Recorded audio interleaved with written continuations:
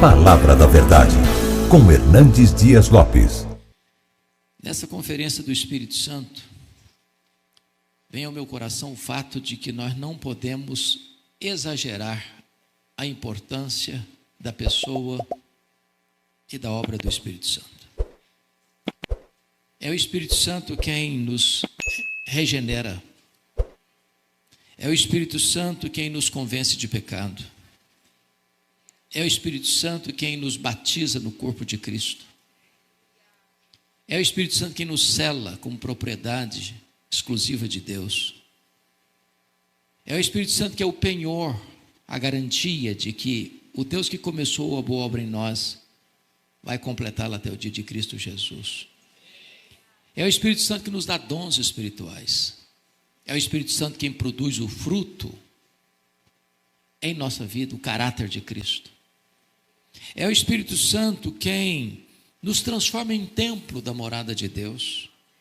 É o Espírito Santo que inspirou a Bíblia e nos ilumina para entendermos a Bíblia. É o Espírito Santo quem nos santifica. É o Espírito Santo quem nos dá poder. É o Espírito Santo quem nos enche. É o Espírito Santo que intercede por nós e nos assiste em nossa fraqueza. É o Espírito Santo que é o outro consolador. É o Espírito Santo quem nos guia a toda a verdade. E então nós vamos ler a palavra que foi inspirada pelo Espírito Santo, rogando que Ele ilumine o nosso coração, a nossa mente, para entendê-la. Romanos capítulo 8, por gentileza. Romanos 8, versos 26 a 30. Eu estou seguindo a versão ARA, e eu acho que vai ser até projetado, salvo o melhor juízo.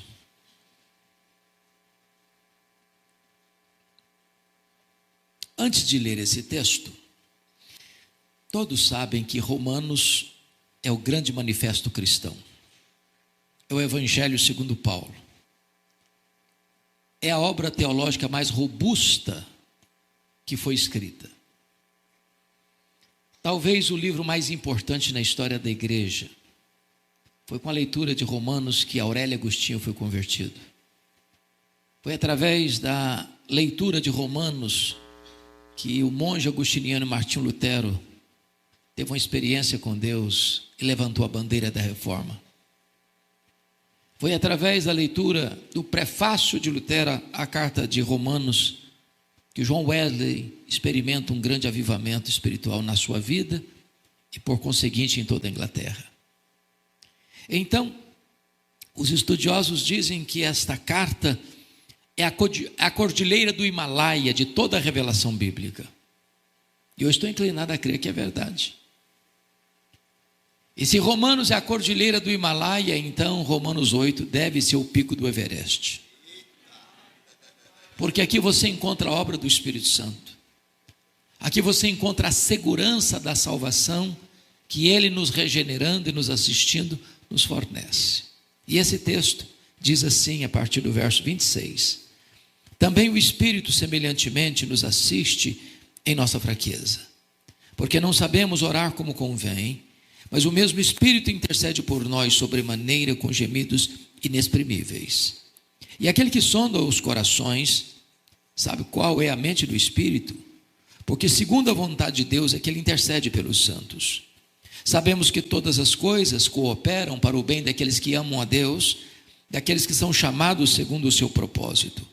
Porquanto os que de antemão conheceu, também os predestinou para serem conformes à imagem de seu Filho, a fim de que ele seja o primogênito entre muitos irmãos.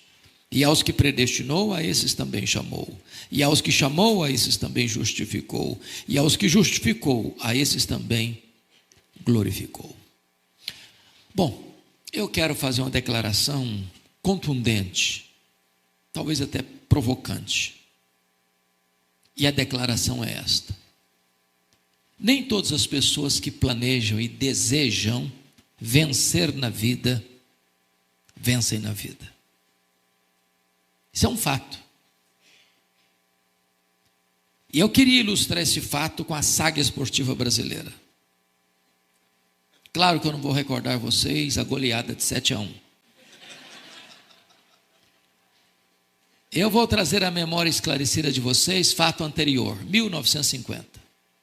O Brasil hospedava, naquela ocasião, pela primeira vez, uma Copa Mundial de Futebol. A imprensa internacional apontava o Brasil como forte candidato a sagrar-se campeão do mundo.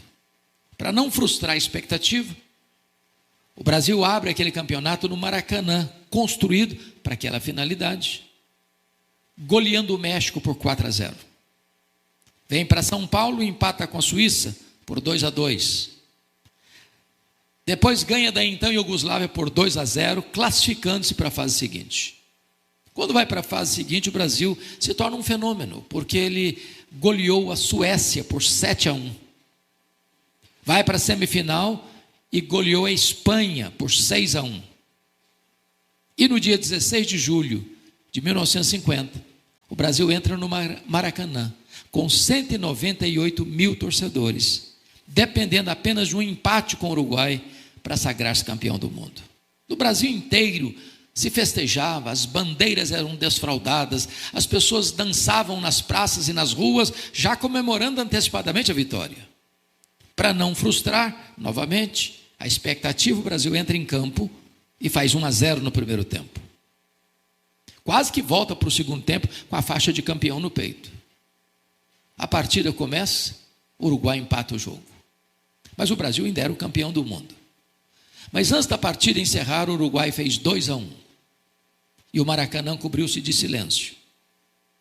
E a nação brasileira de lágrimas. E a expectativa de vitória transformou-se em derrota amarga e fatídica. Quero dizer a vocês, entretanto, que este não é o destino dos filhos de Deus. Nós não temos apenas expectativa de vitória, nós temos garantia de vitória. Nós já somos mais do que vencedores em Cristo Jesus, nosso Senhor. O texto lido nos revela isso. E a primeira coisa que Paulo vai dizer no verso 26 é esta: também o Espírito semelhantemente nos assiste em nossa fraqueza. Notem que nós não somos mais do que vencedores porque somos fortes. Somos mais do que vencedores apesar de sermos fracos. Eu sempre gostei muito de ler.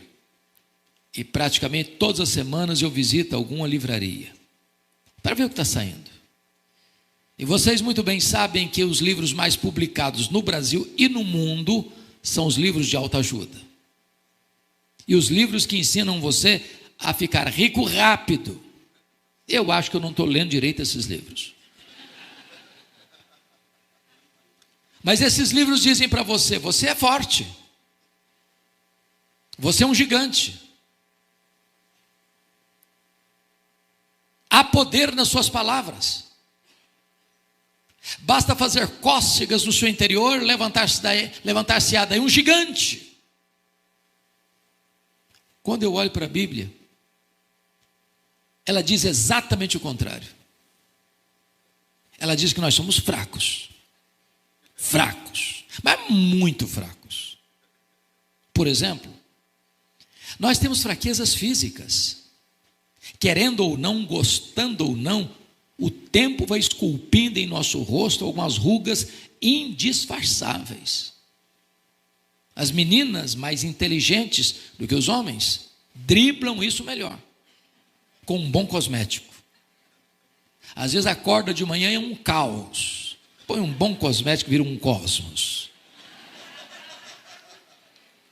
Daqui a pouquinho uma cirurgia plástica ajuda e muito. Mas chega uma hora, convenhamos, que ainda que o famoso cirurgião plástico Pitangui ressuscitasse dentre os mortos, não teria mais jeito.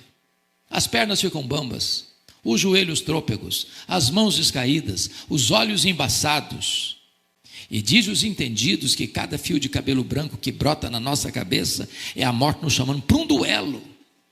Eu acho que já tem um exército acampado ao meu redor. Temos fraquezas físicas, mas nós temos fraquezas emocionais. Quantos de nós, nas noites mais escuras da alma, já não choramos e gememos, dizendo: meu Deus, eu não aguento mais. também temos fraquezas morais. Já prometemos a Deus, com lágrimas nos olhos: meu Deus, eu nunca mais vou cometer este erro. E daqui a pouco você se flagra cometendo o mesmo erro. Não é porque faltou para você sinceridade, não, faltou para você poder. Mas ainda nós temos fraquezas espirituais. Nós somos um ser ambíguo, contraditório, paradoxal. O bem que queremos não praticamos, o mal que não queremos, esse fazemos. O que é magnífico é que, apesar da nossa fraqueza, Deus não nos escorraça, Deus não nos rejeita, Deus não nos põe na lateral da vida. O Espírito Santo nos assiste em nossa fraqueza.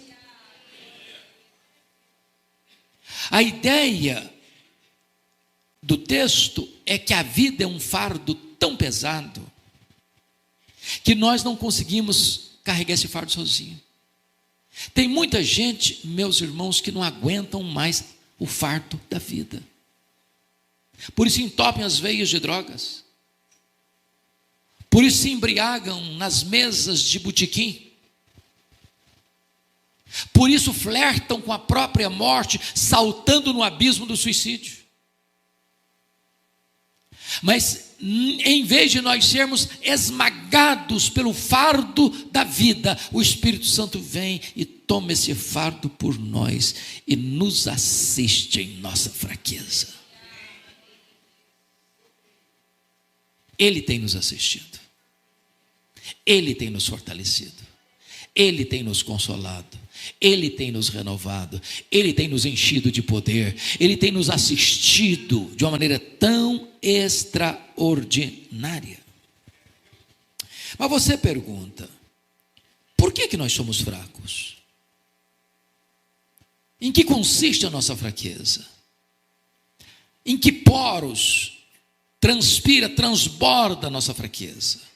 E Paulo responde: nós somos fracos a ponto de não sabermos orar como convém. Note que oração é um exercício espiritual. Nem isso nós sabemos fazer. E sabe por que nós não sabemos orar como convém? Porque nós nem sabemos o que é melhor para nós.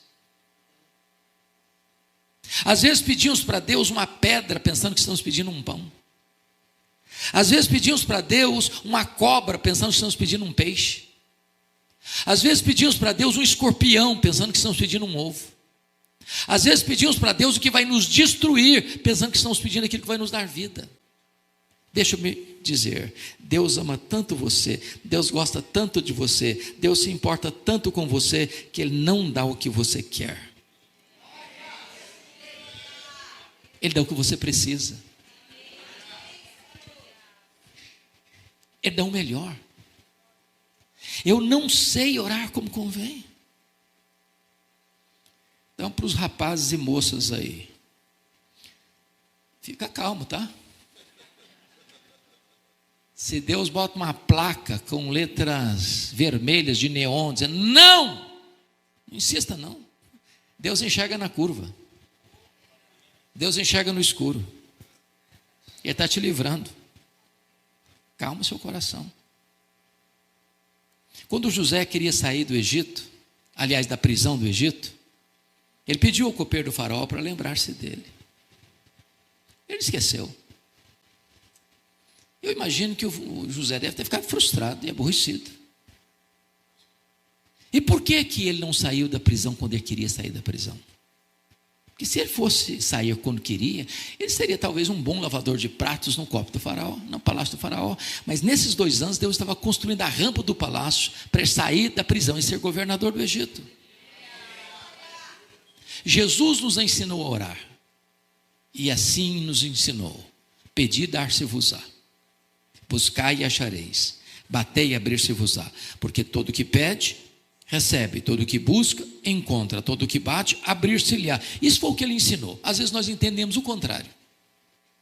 Às vezes nós entendemos assim: todo o que pede, recebe o que pede. Jesus nunca ensinou isso. O que ele ensinou foi: todo o que pede, recebe. Ai de nós, se estivesse escrito: todo o que pede, recebe o que pede. Nenhum pai, nenhuma mãe deixa uma criança pequena brincar com a faca afiada. Ah, mas eu quero brincar com a faca, mas não vou dar, meu filho. Sinto muito. Ah, mas eu vou chorar, pode chorar. Ah, eu vou pegar perraça, pode pegar perraça. Não vou entregar a faca para você. Eu não quero ver você se destruindo. Às vezes nós pegamos pirraça, querendo que Deus, meu filho, eu não vou lhe dar, eu sei o que eu estou fazendo, eu tenho o melhor para você, eu vou dar o que você precisa. Você não sabe orar como convém, você não sabe pedir o melhor para você, então deixe que eu tomo conta da sua vida. É o Espírito Santo que nos assiste à nossa fraqueza. Mas nota em segundo lugar, no versículo 26 ainda, quando Paulo diz assim: mas o mesmo Espírito intercede por nós sobremaneira com gemidos inexprimíveis. E eu acho isso aqui de uma riqueza e de uma profundidade exponencial. Pensem comigo. Você tem o Deus Pai, você tem o Deus Filho, você tem o Deus Espírito Santo. São três pessoas distintas, um único Deus, da mesma essência, da mesma natureza, com os mesmos atributos, realizando as mesmas obras. Então, dentro da Trindade, você tem dois intercessores. Primeiro, você tem um intercessor legal, é o nosso advogado justo. Sempre que chega uma acusação contra você lá no tribunal de Deus, a Bíblia diz: quem os condenará? Ou melhor, quem tentará acusação contra os eleitos de Deus? É Deus que os justifica. Quem os condenará? É Cristo Jesus quem morreu, ou antes quem ressuscitou, o qual está à destra de Deus e também intercede por nós. Sempre que chega uma acusação contra você lá no tribunal de Deus, Jesus se levanta, Ele é o seu advogado, diz: Pai, por esse pecado que está sendo acusado, eu morri na cruz. Aquele que crê em mim não deve mais nada, então essa acusação não prevalece diante do teu tribunal. Mas agora, em segundo lugar, nós temos um segundo intercessor, que é o Espírito Santo. Ele é o intercessor existencial. Se Jesus intercede por nós à destra da majestade, o Espírito Santo intercede por nós, em nós, ao Deus que está sobre nós. De que maneira? De três maneiras. Primeiro, Ele intercede por nós com total intensidade, intercede por nós sobremaneira. Se a mesma ênfase de João 3,16, porque Deus amou o mundo de tal maneira. Ora, Ele é Deus, tem os mesmos atributos de Deus, e quando Ele está orando por você, em você, ao Deus que está sobre você, Ele emprega toda a sua força, toda a sua energia, todo o seu poder para orar por você, em você, ao Deus que está sobre você. Segundo lugar, a intercessão do Espírito Santo, ela é agônica, com gemidos inexprimíveis. Isso aqui é tão extraordinário. Talvez na minha biblioteca, em termos de comentários bíblicos, Pastor Joel, o livro da Bíblia que eu tenho mais comentários é sobre Romanos. Eu já li pelo menos umas 2 dezenas de bons comentários de Romanos.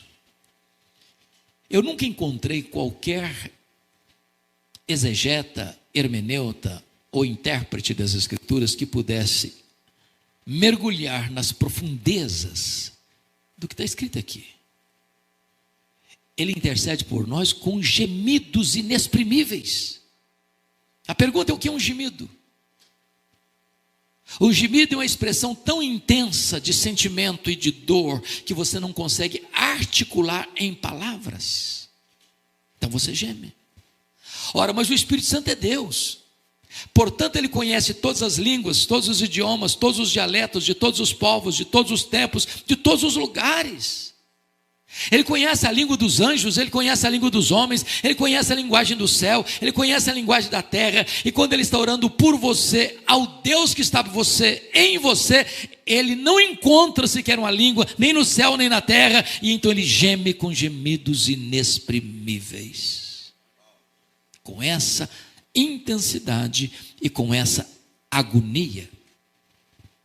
Mas em terceiro lugar, o Espírito Santo intercede por nós de maneira intensa, de maneira agônica e, em terceiro lugar, de maneira eficaz.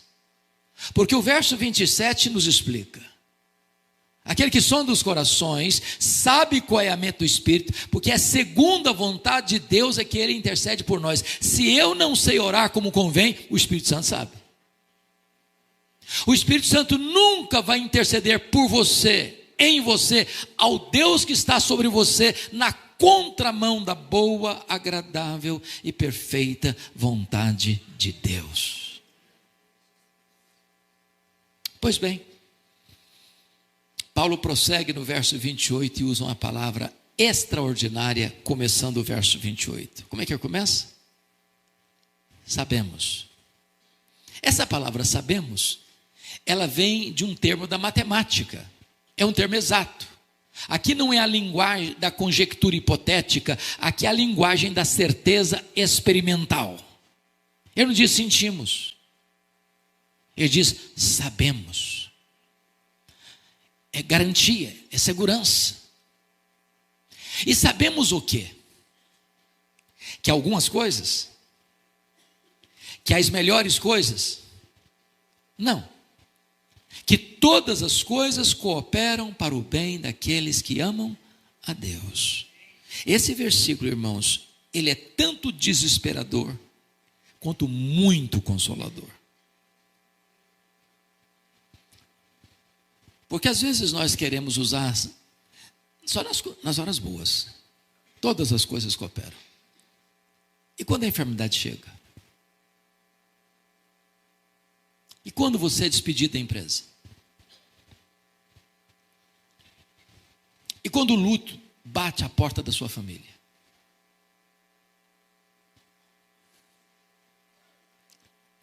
Pode ser desesperador. O que Paulo está querendo dizer com isso? Primeiramente, vamos entender o que ele não está dizendo. Paulo não está dizendo que todas as coisas que acontecem com você são coisas boas. Ele não está dizendo isso.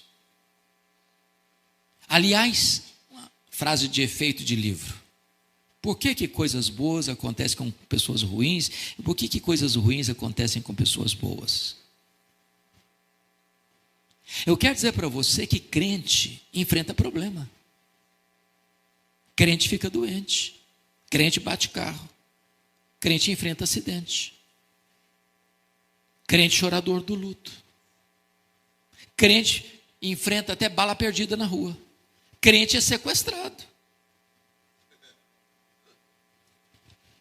Então coisas ruins acontecem com gente de Deus.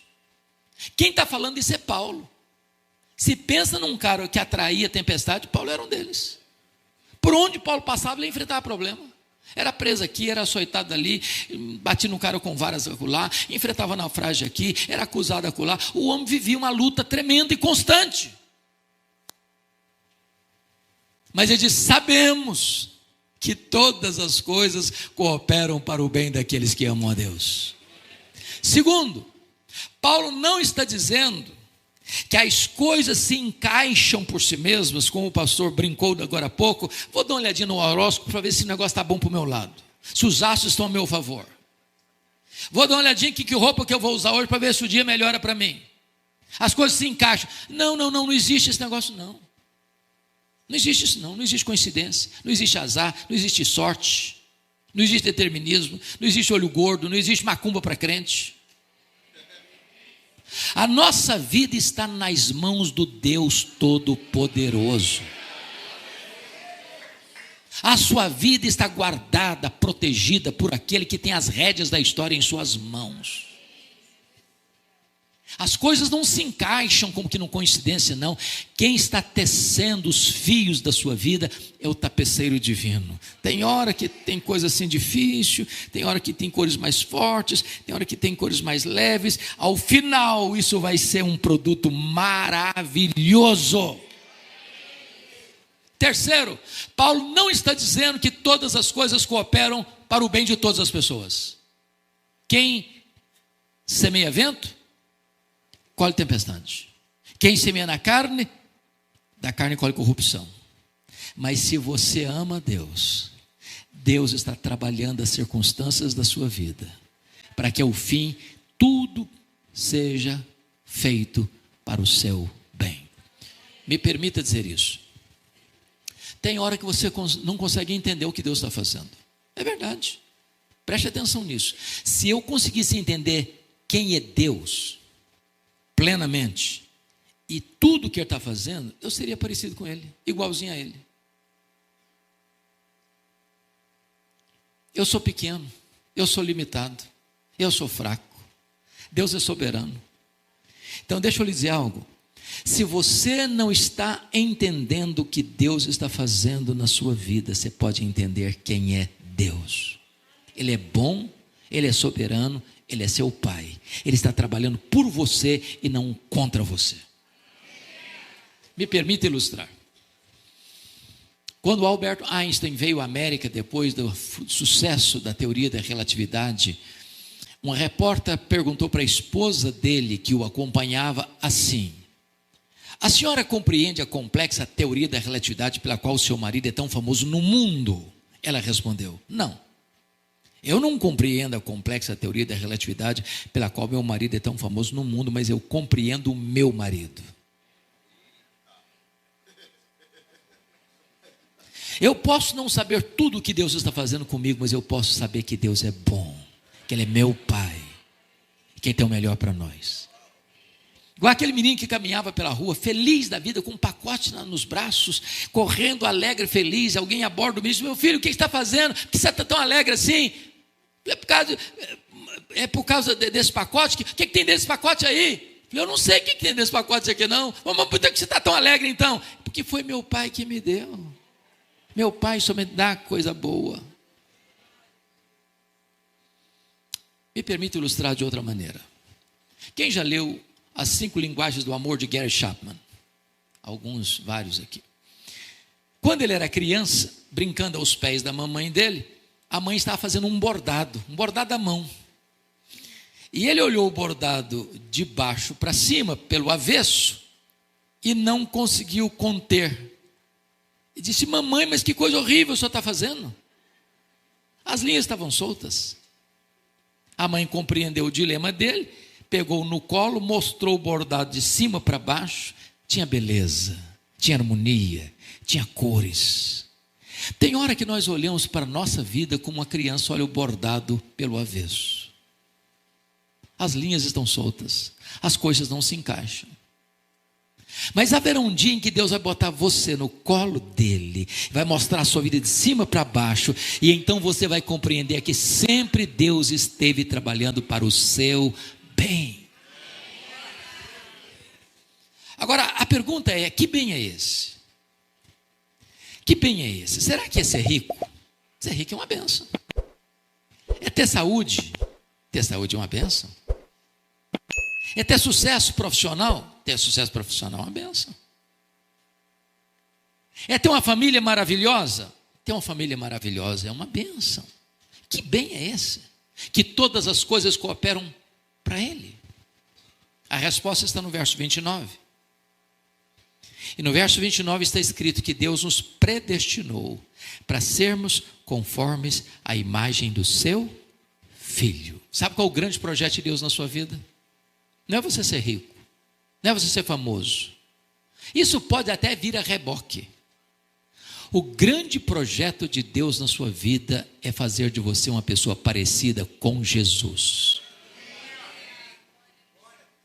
Em outras palavras, o projeto de Deus não é apenas levar você para o céu. O projeto de Deus é transformar você à imagem do Rei do céu.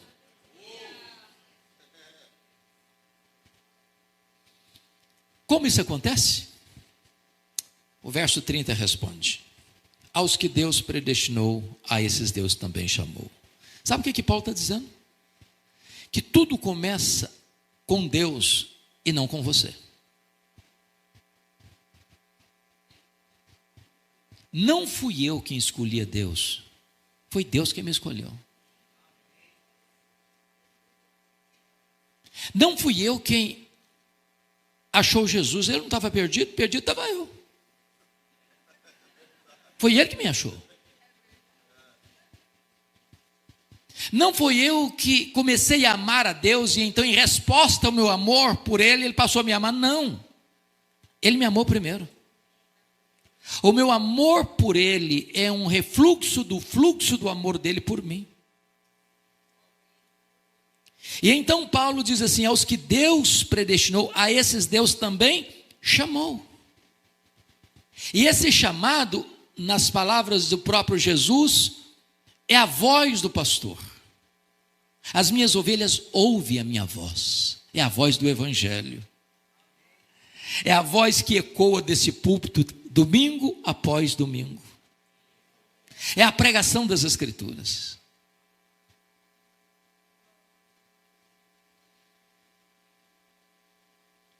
Aos que Deus predestinou, a esse Deus também chamou. E vocês muito bem sabem que há dois chamados. Há um chamado externo e há um chamado interno. Irmãos, convenhamos aqui. Já passaram por esse púlpito tantos homens de Deus. Pastor Joel é um homem de Deus e ele prega aqui toda semana. Mas ele, qualquer outro que subir a esse púlpito ou em qualquer outro púlpito, nós somos rigorosamente limitados. Sabe o que significa isso? Que nós só podemos falar aos ouvidos. Só o Espírito Santo pode falar ao coração. Foi isso que João Batista disse no deserto: eu batizo com água, mas aquele que vem depois de mim é mais poderoso do que eu, ele vos batizará com o Espírito Santo e com fogo. Só ele pode fazer isso, nós não podemos. Então, há dois chamados, um externo e outro interno, um dirigido aos ouvidos, outro dirigido ao coração. Foi Jesus quem disse: muitos são chamados, poucos escolhidos. Mas se eu pudesse ouvir o testemunho de conversão de cada um aqui, nós escutaríamos histórias tão lindas, tão lindas.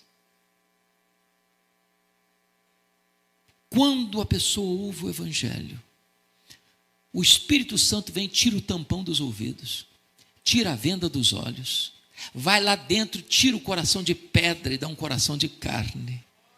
E de repente aquilo que nunca tinha feito sentido para você, faz todo o sentido do mundo. De repente aquilo que você não tinha nenhum prazer, agora é o deleite da sua alma. De repente aquilo que encantava os seus olhos, agora não encanta mais. Essa voz é poderosa.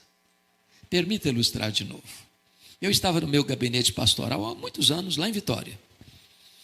Na segunda-feira chega um cidadão, bate a porta do gabinete e disse: eu posso falar com o senhor? Eu falei: claro que pode. Ele me disse: eu estive aqui no culto à noite, ontem à noite, no culto da igreja. Eu falei: mas que bom, o senhor é muito bem-vindo aqui. Ele me respondeu: mas eu não vim participar do culto, não. Eu falei: como assim? Não, não vim participar do culto. Eu falei: mas o senhor veio fazer o quê? Ele me respondeu: eu vim roubar um carro. Eu era um traficante. E eu estava lá na rua, o carro estacionado em frente, olhando que carro seria mais fácil eu levar. Quando eu escutei uma música que brotou do templo. E do jeito que eu estava, com meu revólver 38 na cintura, eu entrei. E quando eu entrei, a palavra de Deus foi tão poderosa no meu coração, que as escamas caíram. E eu saí daqui ontem chorando, e cheguei em casa chorando, e minha mulher me perguntou: o que aconteceu com você, Ricardo? Alguém te machucou? Alguém te feriu? Eu respondi para ela: não, mulher, aquele homem que você conhecia não existe mais. Jesus mudou a minha vida.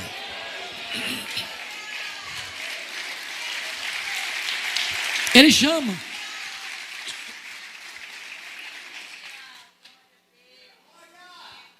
Chama na rua, chama no hospital, chama numa cama de CTI, chama num campo de futebol, chama no bar da esquina. Um dos meus colegas de turma se converteu de uma maneira muito interessante. Ele estava vindo de um baile de madrugada, bêbado. Viu um folheto rasgado, sujo, amarrotado no chão, cheio de poeira. Ele pegou o folheto. Ainda tinha lucidez para ler. E leu o folheto amarrotado e se converteu de madrugada, sozinho no meio da rua, voltando para casa bêbado. Pastor, pregador do Evangelho. Então a voz de Deus é poderosa. O que Deus predestinou, a esse Deus também chamou. E prossegue Paulo: e aos que Deus chamou, a esses Deus também justificou. Meus irmãos, aqui está o coração da Bíblia. Eu quero encorajar você em nome de Jesus. Obrigado, Carisma. Estudem, compreendam o que a Bíblia ensina sobre justificação.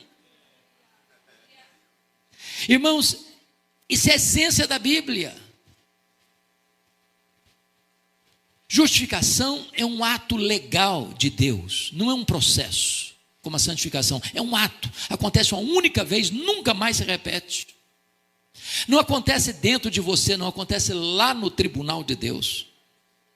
A justificação não tem graus, significa uma pessoa que acabou de ser regenerada agora está tão justificada quanto um crente de 50 anos de vida piedosa. Então vamos compreender um pouquinho o que é isso. A Bíblia diz que todos pecaram e destituídos estão da glória de Deus. Quantos pecaram? Todos. Quantos estão destituídos da glória de Deus? Todos. Quantos justos existem? Nenhum sequer. Então aqui está todo mundo no mesmo nível. Agora, a Bíblia diz que nós pecamos por palavras e vamos dar conta no dia do juízo por todas as palavras frívolas que proferimos. Preste atenção. Você lembra de todas? Só fazer um checklist. Já falou mal dos outros?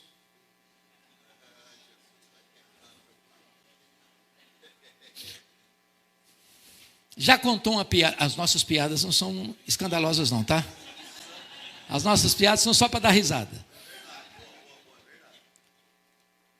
Já contou uma piada indecente? Já clicou espalhando fake news? Já espalhou boataria? Já mentiu alguma vez? Ah, você não lembra. Está tudo registrado nos anais do tribunal do céu. Vamos dar conta, em segundo lugar, de todas as nossas obras. O que você fez, seu pai não viu, sua mãe não viu, seu filho não viu, sua filha não viu, seu marido não viu, sua mulher não viu, seu pastor não viu, Deus viu. Você apagou a luz, fechou a porta do quarto, Deus estava lá. Vamos dar conta no dia do juízo pelas nossas omissões. Se você sabe que deve fazer o bem e não faz, nisso você está pecando. Mas mais grave do que isto, a Bíblia diz que nós vamos dar conta no dia do juízo pelos nossos pensamentos e desejos. Permita fazer uma digressão rápida. Você sabia que Paulo, em Romanos 7, só chegou à conclusão de que ele era pecador por causa do 10º mandamento da lei? Qual a diferença dos 9 primeiros mandamentos para o 10º? Os 9 primeiros mandamentos do decálogo, da lei de Moisés, todos são objetivos. Qualquer um olha, qualquer um observa, qualquer um percebe, qualquer um julga. Não terás outros deuses, não farás imagem de escultura, não tomarás o nome do Senhor teu Deus em vão, guarda o dia do Senhor, honra teu pai e tua mãe, não matarás, não adulterarás, não furtarás, não dirás falso testemunho. Qualquer pessoa pode olhar, legislar e julgar. Mas o 10º mandamento é: não cobiçarás. Isso é foro íntimo, isso é subjetivo, isso só Deus vê, só o tribunal de Deus tem competência de julgar e julga. Agora, preste atenção. Os entendidos da área, e aqui tem alguns, inclusive o meu amigo Felipe, os psicólogos dizem que passam pela nossa cabeça em torno de 10.000 pensamentos por dia. Tem dia que passa até um pouco mais. Quantos desses pensamentos você teria vergonha de contar para o seu amigo mais próximo? Pense comigo se nesse telão aqui fossem colocados o que nós pensamos a semana passada. Botaria todos nós de cara no chão. Eu acho que a essas alturas, pastor Joel, tem alguém dizendo assim: eu vim aqui hoje para escutar uma coisa mais light, eu não estou gostando desse negócio.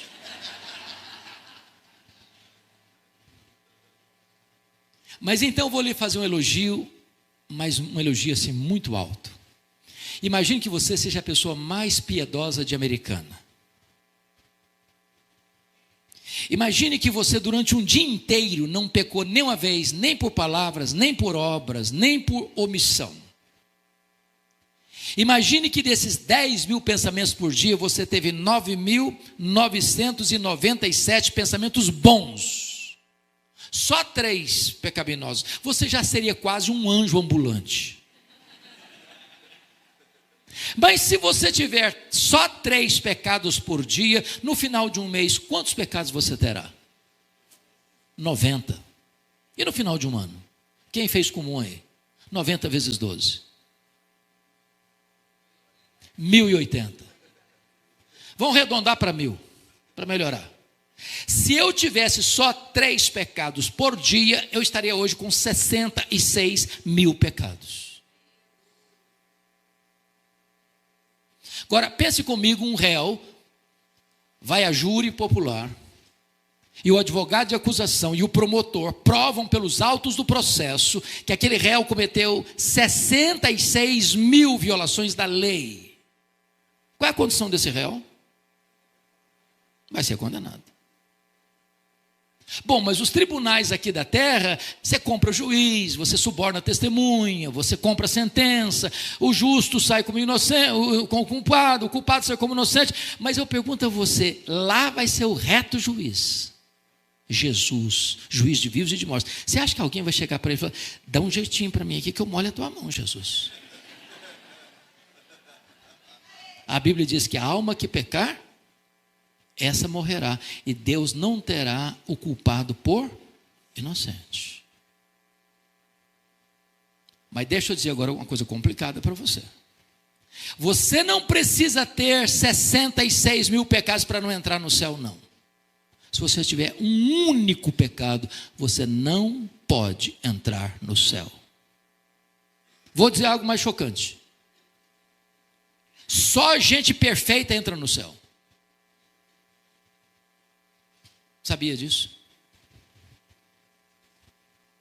Porque está escrito na Bíblia que nada contaminado vai entrar no céu. Se entrar um pecado no céu, o céu não é mais céu. Aí você está chegando a uma conclusão terrível. Se é desse jeito, então eu estou frito. Parabéns, é isso mesmo. É isso mesmo. O que significa isso? Significa que você nunca, jamais pode salvar a você mesmo. É impossível você salvar a você mesmo pelas suas obras, pelos seus méritos, pela sua religiosidade, pelos seus predicados morais. Mas eu tenho uma gloriosa notícia a dar para vocês nesta noite. Aquilo que você e eu não podemos fazer, Deus fez por nós. Deus fez por nós. Ele enviou o seu filho, o seu único filho, como nosso fiador, como nosso representante, como nosso substituto. E diz a Bíblia, quando Jesus estava lá na cruz, Deus o Pai lançou sobre ele a iniquidade de todos nós. Diz 1 de Pedro 2,24 que foi carregando sobre o seu corpo no madeiro os nossos pecados. E diz a Bíblia que aquele que não conheceu o pecado, Deus o fez pecado por nós. O meu pecado, o seu pecado, o nosso pecado foi colocado sobre Jesus. Não havia beleza nele naquele momento. O sol escondeu o rosto dele. O próprio Pai escondeu o rosto dele e o desamparou, porque ele era totalmente pecado. Não seu pecado, o meu pecado, o seu pecado, o nosso pecado, todos sobre ele. Agradou ao Pai moê-lo naquela cruz. A Bíblia diz que ele morreu pelos nossos pecados, segundo as Escrituras. E quando ele estava lá na cruz, a penúltima palavra dele foi esta: está consumado. É a palavra grega tetelestai. Está pago. Aquele que crê em mim não tem mais dívida. Sua dívida está quitada. Seu perdão está garantido. A sua salvação está assegurada. Aquele que está em Cristo não tem mais condenação sobre ele. Não apenas você não tem mais dívida no tribunal de Deus, mas a Bíblia diz que aquele que não conheceu o pecado, Deus o fez pecado por nós, para que nele nós fôssemos feitos justiça de Deus. Quando Deus puxa a sua ficha lá no tribunal do céu, não apenas não tem mais dívida, mas tem um depósito, um saldo infinitamente poderoso na sua conta. Toda a justiça de Cristo está na sua conta. Você está justificado. Eu vou encerrar, mas preciso dizer isso ainda. Ensaiaram bem, vocês estão de parabéns. Tem um versículo na Bíblia que é encantador e às vezes a gente passa por ele sem perceber. 1 de João 1,9. Quem me ajuda de cor? Se confessarmos os nossos pecados, Ele é fiel e justo para nos perdoar os pecados e nos purificar de toda injustiça. Entendamos uma coisa: justo não perdoa. Sabia disso? Justo aplica a lei e requer que a justiça seja feita. Eu ilustro. Pense comigo, você está em casa com a sua família e chega um bandido de arma em punho e tira a vida de um membro da sua família na sua presença. A polícia é acionada e apanha o criminoso, leva para a cadeia, ele vai a júri, 7-0 para condenação, 30 anos de cadeia. Eu pergunto a vocês, o juiz, em nome da lei, em nome da justiça, pode dizer para esse criminoso: vai para casa, não tem crime, fique em paz. Ele pode fazer isso em nome da lei e da justiça? Resposta: não. Qual o papel do juiz? Aplicar a lei, exercer a justiça. Por que esse versículo não está escrito assim: Deus é fiel e misericordioso para perdoar os pecados, mas Deus é fiel e justo? Como assim? Como assim? Por que Deus é fiel e justo para perdoar? É porque quando você é justificado pela fé, isso não significa que você não continue mais sendo pecador, porque a glorificação se dará quando Jesus voltar. Aqui ainda nós temos falhas. Mas a palavra confessar no grego aí é a palavra homologel, de onde vem a nossa palavra portuguesa homologar. Quando você vai confessar um pecado, você concorda com Deus que você errou. Diz: meu Deus, eu errei, eu pequei. Aí Deus olha para o sacrifício de Jesus lá na cruz e diz: esse pecado já foi punido. E eu sou justo para não punir o mesmo pecado duas vezes. Então, porque eu sou justo, já puni no meu filho, eu não puno em você, eu perdoo você por causa da justiça do meu filho aplicada à sua vida. Portanto, justificação é mais do que perdão. Perdão é um conceito negativo e justificação é um conceito positivo. Ilustro de novo. O que é perdão? Imagine que você deva R$1 milhão ao banco. Você está quebrado, não tem um centavo. Alguém vai lá e deposita na conta R$1 milhão, a sua dívida está o quê? Quitada. Você não deve mais nada, mas você estava quebrado continua, só não tem mais dívida. Isso é perdão. Agora, o que é justificação? Você está quebrado, uma dívida de R$1 milhão, alguém vai lá e quita a sua dívida. Ele rasgou o escrito de dívida que era contra nós, anulou-o, encravou na cruz. Mas foi lá na sua conta que estava zerada e fez um depósito infinito na sua conta. Toda a justiça de Jesus está na sua conta. Isso é justificação. E eu concluo dizendo que é por esta causa que Paulo prossegue e diz assim: aos que Deus justificou, a esses Deus também glorificou. Paulo errou na teologia ou na gramática? Porque glorificação é um fato futuro e não passado. Nem você nem eu estamos glorificados aqui nessa noite. Correto? Claro. Quando é que vai acontecer a glorificação? Quando Jesus voltar em majestade e glória. Mas Paulo coloca a glorificação como um fato pretérito, passado, consumado. Sabe por quê? Porque esse projeto é um projeto eterno. Deus não usa rascunhos nos seus planos. O plano de Deus não pode ser frustrado. Então você que foi predestinado, chamado, amado, você que foi chamado com santa vocação, você que foi justificado, na mente de Deus, nos decretos de Deus, você já está glorificado. Deus é soberano na nossa salvação. Deleitemo-nos nele, exaltemos a ele e vivamos para a glória dele. Que ele nos abençoe. Amém.